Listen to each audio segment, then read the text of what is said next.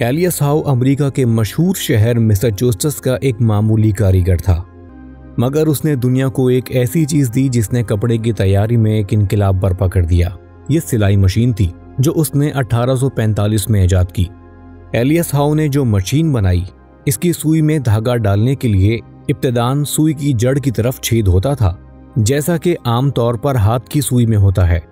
ہزاروں برس سے انسان سوئی کی جڑ میں چھید کرتا آ رہا تھا، اس لیے ایلیس ہاؤ نے جب سلائی مشین تیار کی تو اس نے بھی عام رواج کے مطابق اس کی جڑ کی طرف چھید بنایا، اور اسی وجہ سے اس کی مشین ٹھیک کام نہیں کر رہی تھی۔ شروع میں وہ اپنی مشین سے صرف جوتا ہی سی سکتا تھا، کپڑے کی سلائی اس مشین پر ممکن نہ تھی۔ ایلیس ہاؤ ایک عرصے تک اسی الجھن میں رہا، مگر اس کی سمجھ میں اس کا کوئی حل نہ آیا۔ آخر کار اس نے ایک خواب دیکھا۔ اس خواب نے اس کا مسئلہ حل کر دیا۔ اس نے خواب میں دیکھا کہ ایک وحشی قبیلے کے آدمیوں نے اس کو پکڑ لیا ہے اور اسے حکم دیا کہ وہ 24 گھنٹے کے اندر سلائی مشین تیار کرے، ورنہ اسے قتل کر دیا جائے گا۔ اس نے کوشش کی، مگر وہ مقررہ مدت تک مشین تیار نہ کر سکا۔ جب وقت پورا ہو گیا تو قبیلے کے لوگ اسے مارنے کے لیے دوڑ پڑے۔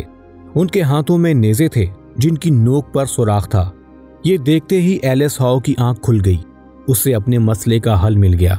اس نے نیزے کی طرح سلائی مشین کی نوک پر چھید بنایا اور اس میں دھاگا ڈال کر مشین چلائی۔ ایلیس ہاؤ کی مشکل یہ تھی کہ وہ رواجی ذہن سے اوپر اٹھ کر سوچ نہیں پا رہا تھا۔ وہ سمجھ رہا تھا کہ جو چیز ہزاروں سال سے چلی آ رہی ہے وہی صحیح ہے۔